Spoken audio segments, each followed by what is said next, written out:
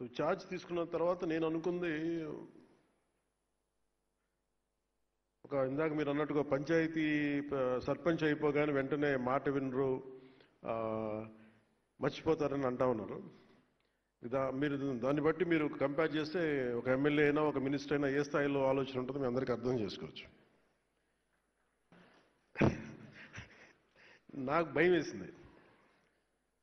ఏం తీసుకుంటే నిర్ణయాలు తీసుకోకపోతే తప్పు అవుద్ది, నిర్ణయం తీసుకుంటే తప్పు అవుద్ది.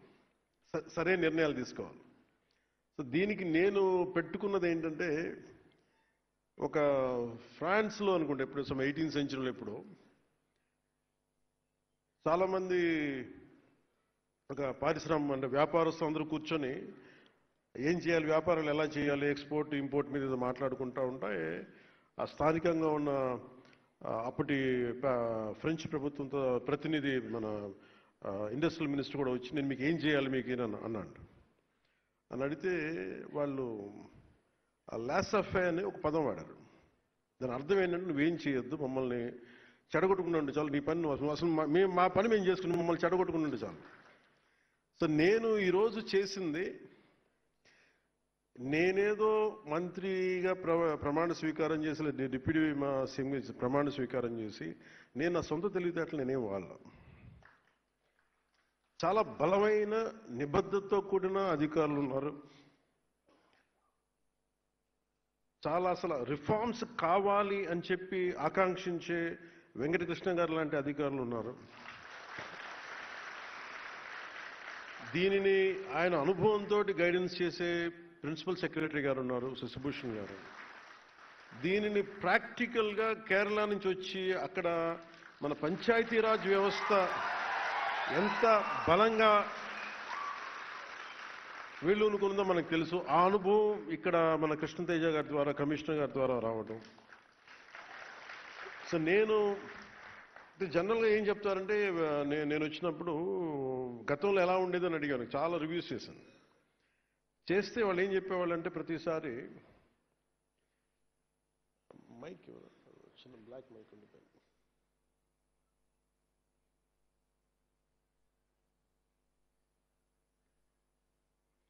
నేను ఏం చేశానంటే, ప్రతి దాంట్లో ట్రాన్స్పరెన్సీ లేదండి. ఒకటి రాగానే ఇందాక మీరు అడిగినట్టుగా మనకి ఈ టెంపరీగా కూర్చొని అవుట్సోర్సింగ్ ఎంప్లాయీస్ నా దృష్టికి వచ్చింది, నాకు జీతాలు రావట్లేదని. సో ముందు ప్రిన్సిపల్ సెక్రటరీ గారితో మాట్లాడి ఫస్ట్ దాన్ని సార్ట్అవుట్ చేసి, అలాగే మన బాలు నాయక్ గారితో కూర్చోబెట్టి మన ఇంజనీరింగ్ సిబ్బందితో ఇట్లాంటివన్నీ చిన్న చిన్న కరెక్షన్స్ చేసుకుంటే లాట్ ఆఫ్ రివ్యూస్ చేసుకుంటే వెళ్ళాం. సో మేజర్గా అంటే మా ఉద్దేశం, దీని ముఖ్య ఉద్దేశం ఏంటి అంటే, ఒకటి నేను ప్రభుత్వ అధికారులు మన ఉద్యోగం గురించి నేను ఎందుకు ఆలోచించగలింత బలంగా అంటే, నా తండ్రి ఒక ప్రభుత్వ ఉద్యోగి. అంటే నా కృతజ్ఞత ఏముంటుందంటే, మేము చదువుకున్నా, మేము పెరిగినా నా తండ్రి ఆదాయం మీద మేము పెరిగాం. సో మాకు ఒక పే బ్యాక్ లాగా ఉంటుంది తిరిగి ఇవ్వడం. సో నేను ఎలా ఇవ్వగలను తిరిగి? ఒకటి మనం సమాజానికి చేసేది, ప్రజలకు చేసేదితో పాటు ఈ ఆంధ్రప్రదేశ్ రాష్ట్ర ప్రభుత్వ ఉద్యోగులకి నాకు సంబంధించిన శాఖ వరకు నేను ఏదైనా చేయగలను అనేది ఇప్పుడు ఒకటి ఉండేది. సో దాంట్లో వెంకటకృష్ణ గారితో మాట్లాడినా, మన కృష్ణతేజ గారితో మాట్లాడినా చాలా సందర్భాల్లో ఏమున్నాయి మేజర్గా అంటే, చాలాసార్లు ఉద్యోగులు నా దగ్గరికి రావటం ఇవన్నీ చూసి నేనేమనుకున్నా, ఏం చేయగలం మనకి అంటే, చాలా రిఫార్మ్స్ బాకీ ఉండిపోయినాయి అన్నారు. సో దీన్ని శశిభూషణ్ గారి దృష్టికి తీసుకెళ్ళి చాలాసార్లు దాని మీద మాట్లాడి ఫైనల్గా మేమేమనుకున్నాం అంటే, ఇంపాక్ట్ఫుల్గా పనిచేయాలి. అంటే నేను ఏ మనిషి అయినా సరే, సగటు మనిషి ఏం కోరుకుంటాడంటే, ఎక్కడో ఉన్న స్థాయి నుంచి నేనేదో ఒక మెట్టి ఎదగాలనుకున్నాను. ఎక్కడేసిన గొంగలు అక్కడే ఎట్లా అయితే నేను ప్రారంభించానో అక్కడే 20 సంవత్సరాలు నా బిడ్డ పుట్టినప్పుడు నాకు అదే ఉండి, నా బిడ్డ పెళ్ళవుతున్నా కానీ నేను అక్కడే ఉండిపోయాను అనే మాట ఇవన్నీ మనం తరచుగా వింటూ ఉంటాం. ఇది ఎందుకు ప్రమోషన్ అనేది ఎందుకు ఇంత బలంగా నేను పట్టుకుని కూర్చున్నానంటే, మనం ప్రజలకి మాట ఇచ్చాం.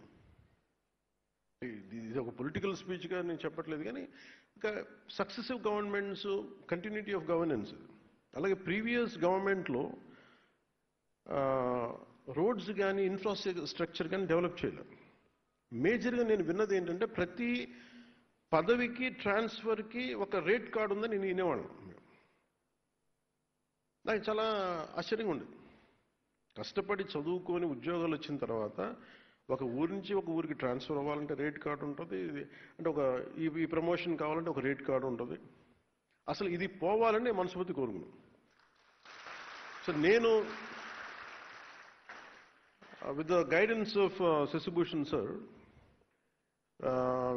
మా ఓఎస్డి వెంకటకృష్ణ గారితో, కృష్ణతేజ గారితో కూర్చొని నాకు ఎంత ట్రాన్స్పరెంట్గా మనం ఇవ్వగలం. ₹1 పంచాయతీ ఖర్చు పెడితే రోడ్లు పడాలి, రోడ్లు వేసిన కాంట్రాక్టర్లకి అంటే వెంటనే మీరు డబ్బులు ఇవ్వకపోయినా కనీసం వాళ్ళ సకాలంలో వాళ్ళ డబ్బులు వాళ్ళు కాంట్రాక్ట్ చేసిన పెట్టిన పెట్టుబడి డబ్బులు ఇచ్చేయాలి. అలాగే పిఆర్ ఉద్యోగులు కానీ, రూరల్ వాటర్ సప్లై కావచ్చు, మన రోడ్లు వేసే శాఖ కావచ్చు, ఎవరికైనా సరే దాదాపు మన పిఆర్లో అవుట్సోర్సింగ్ దగ్గర నుంచి రెగ్యులర్ ఎంప్లాయీస్ అందరితో కలిపి దాదాపు 1,70,000 మంది దాదాపు అన్ని చూస్తే గ్రామీణాభివృద్ధి విభాగం ఇవి అన్ని లెక్కలు తీసుకుని దాదాపు 2 lakh ఎంప్లాయీస్ ఉంటారు మన దగ్గర అవుట్సోర్సింగ్తో కలుపుకొని. సో దీంట్లో ఎగ్జామ్స్ రాసి వచ్చి వీళ్ళందరికీ మనం పదోన్నతి ఎలా ఇవ్వాలి, ట్రాన్స్పోర్ట్స్ ఎలా ఇవ్వాలి అని కూర్చున్నప్పుడు పాపం దీనికి వెన్నెముకలాగా పనిచేసింది వెంకటకృష్ణ గారు. అంటే మన అదృష్టం ఇంకా ఈ భారతదేశం ఇంకా వ్యవస్థ అంటే మనకున్న ఈ పొలిటికల్ ఇన్వాల్వ్మెంట్కి వీటికి ఇంకా వ్యవస్థలు బలంగా ఉన్నాయంటే వెంకటకృష్ణ గారు లాంటి అధికారులు ఇంకా ఉండటం వల్ల వాళ్ళు ఏం కోరుకున్నారు. నేను పాపం ఆయన వచ్చినప్పటి నుంచి ఆయన తపన ఏంటంటే, సార్ రిఫార్మ్స్ రావాలండి, ఏదైనా చేయాలి, మీ టైంలో రావాలి, ఏదో చెయ్యాలి, పాపం తెగబడేవాడు. సరే నేను రెగ్యులర్గా రోడ్ల మీద తిరుగుతాను, జనంతో పిటిషన్స్ తీసుకుంటాను, అది అందరిని కలుస్తాను. కాబట్టి దీనికి మేమందరం కలిసి ఇది ఒక్కళ్ళు చేసింది కాదు. నేను అనుకుంటే సరిపోదు. నాలాగా చాలామంది గొప్ప ఆలోచనలు మంచి ఆలోచన ఉండొచ్చు, కానీ అంత సమర్థత కలగా అంత ఇంటిగ్రిటీ ఉన్న ఒక అధికారుల సమూహం చాలా చాలా ఎసెన్షియల్. ఈ రోజున మీరు థ్యాంక్స్ చెప్తున్నారు అంటే నేను ఒక ఇనిషియేట్ చేయగలను. నేను చేసింది నేను ఏం కల్పించుకోను. I need a clean and transparent governance కావాలి ఈ మన శాఖ, నా కంట్రోల్లోని శాఖ గురించి. సో నేను ఎవరికి కూడా నేను ఒకటే సింపుల్ డైరెక్షన్ ఇచ్చాను. నాకు ఎవరో తెలియదు. నా స్థాయిలో నేను ట్రాన్స్ఫర్ చేసే ఒక 10-12 ఉంటాయా, 40 26 నేను చేయగలిగే నేను ట్రాన్స్ఫర్ చేసాను 10 కేటగిరీస్. నేను చేయగలిగే ఏం చేశానంటే, మీరు నాకు వీళ్ళెవరో తెలియదు. నాకు ఇక్కడ నా తండ్రి తాలూకు అనుభవం నాకు పనిచేసిన తండ్రి ఉద్యోగం తాలూకు అనుభవం అంటే సీనియారిటీ చూడండి, ఇంటిగ్రిటీ చూడండి, కేపబిలిటీ చూడండి. అండ్ ఇవన్నీ చూసి నాకు ఒక లిస్ట్ ఇవ్వడం చెప్పారు. నాకు వీళ్ళెవరు దీన్ని మీరు కొంత పర్సనల్గా కొంత రిపోర్ట్స్ తీసుకోండి.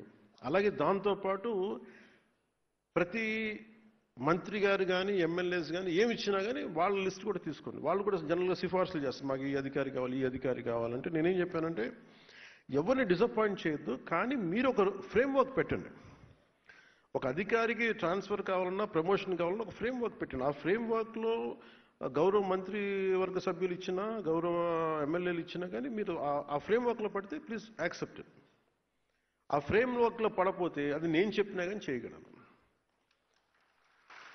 ఇంతే నేను ఇచ్చిన సింపుల్ డైరెక్షన్ ఇచ్చాను. ఎందుకంటే మనకి ఎఫిషియెంట్ అఫీషియల్స్ ఉన్నప్పుడు మనం ఇవ్వగలిగేది పాలసీ డైరెక్షన్ ఇస్తాం. సో సమర్థవంతంగా చేసి ఈ రోజున మనం సాధించింది ఏంటి అంటే, ముందు 10,000 మంది పైచిలుకు దాదాపు ఇంకొక 3-4 వేలు వస్తాయి మన ప్రమోషన్స్లో. ఇది ఉమ్మడి ఆంధ్రప్రదేశ్లో కూడా జరగలేదు. ఈ రోజుకి నాకు మన తెలంగాణలో జరిగిందో లేదు కూడా ఇంకా తెలియదు. ఐ థింక్ ఇది ఇంకా ఇలాంటి రిఫార్మ్స్ ఇంకా ఇంత పదోన్నతులు ఇంకా అక్కడ జరిగినట్లేదు. అంటే ఇది ఒక ప్రెసిడెంట్ అయింది మన ఆంధ్రప్రదేశ్కి. సో నేను మీ బాగోగులు కోరుకునే వ్యక్తి. మీరు బాగుండాలి. ఎందుకంటే నేను నా తండ్రి చూసేవాడిని. అంటే నేను పుట్టేటప్పుడు మా ఫాదర్ హెడ్ కానిస్టేబుల్గా ఉండే పెటీ ఆఫీసర్ అనేవాళ్ళు. సో మా అన్నయ్య గారు పుట్టేటికి ఆయన ఒక కానిస్టేబుల్గా జాయిన్ అయ్యారు. సో నాకు పెటీ ఆఫీసర్గా నుంచి మా నాన్న ప్రతి ప్రమోషన్కి ఎప్పుడు వస్తుంది, ఎస్ఐ ఎప్పుడు అవుతారు, ఎగ్జామ్స్ రాసేవాళ్ళు ఆయన, తర్వాత ప్రిన్సిపల్ ఎస్ఐ ఎప్పుడు అవుతారు, ఇంకొక 3-4 సంవత్సరాల్లో మనం సిఐ అవ్వచ్చు, ఈ మాటలు వింటూ ఉండేవాడిని చిన్నప్పుడు. నేను అసిస్టెంట్ ఎక్సైజ్ సూపరింటెండెంట్గా వస్తే మనం ఎక్సైజ్ సూపరింటెండెంట్గా అవ్వచ్చు. ఇవన్నీ అంటే ప్రతి చిన్న ప్రమోషన్ ఇంట్లో ఒక పండగ వాతావరణం. అలాగే ఇందాక మేడం మీరు మాట్లాడుతూ ఇంకా రాదులే అని కూర్చున్నప్పటికీ కుర్చీ ఉండి ఏమంటే ప్రమోషన్ ఇచ్చిన తర్వాత దానికి తగ్గ కుర్చీ లేకపోవడం, ఒక టేబుల్ లేకపోవడం కూడా బాధగా అనిపిస్తుంది. సో ఇవన్నీ కూడా మేము ఈ 10,000 చేయగలిగామంటే దీని వెనక ముఖ్య ఉద్దేశం మేము ఎంత మనస్ఫూర్తిగా ట్రాన్స్పరెంట్గా మేము నిలబడ్డాము. ఈ వేదిక పైన ఉన్న ఆశీనులైన అందరూ అధికారులు, శశిభూషణ్ గారితో దగ్గర నుంచి మీరు ఇదే స్ఫూర్తితోటి గ్రామాల్లో అదే మీరు తీసుకెళ్ళాలని మేము కోరుకుంటున్నాం.